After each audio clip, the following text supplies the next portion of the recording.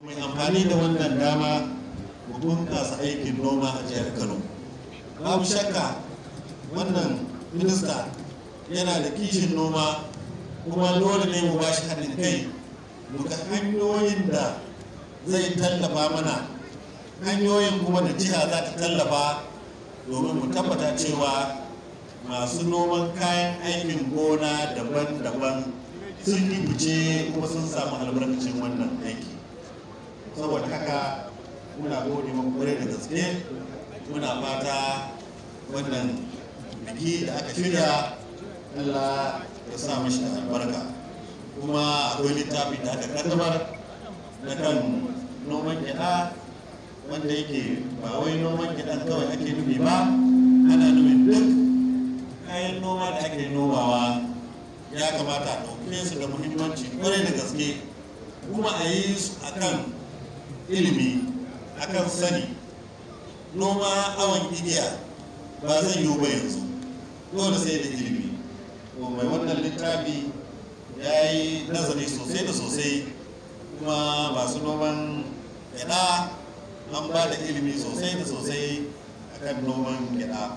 Saboda haka gwamnatin jihar Kano kuma ta sai wannan littattafai guda 100 akan kuɗi miliyan 1. Muna kuma godiya. Wannan takaitaccen bayani nake kaddamar da bikin baje koli na 40 na wannan shekara 2019 da ikon Allah subhanahu wa ta'ala. Assalamu alaikum wa rahmatullahi ta'ala wa barakatuh.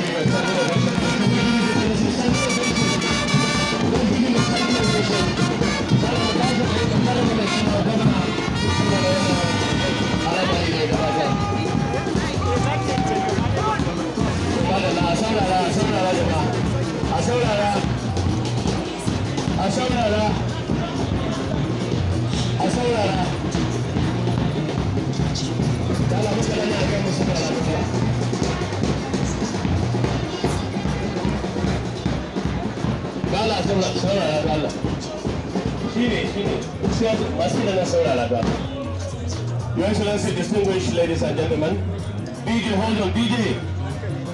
DJ!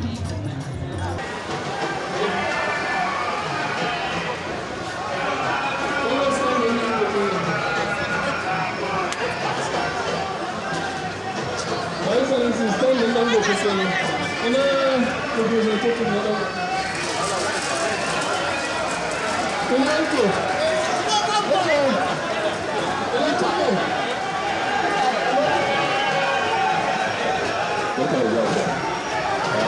Wannan shi ne son kuma na ɗagotu a bidiyon wanka ba kayan mai anan ba su nan.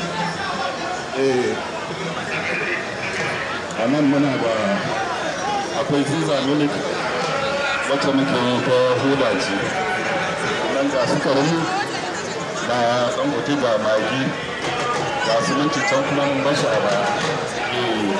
Okay, dai muna so ka zama brand ambassador ga waɗannan on behalf of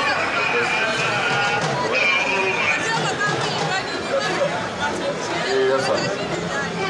Okay. Za mu samu kawo nasa. Bismillah, mu je wancan.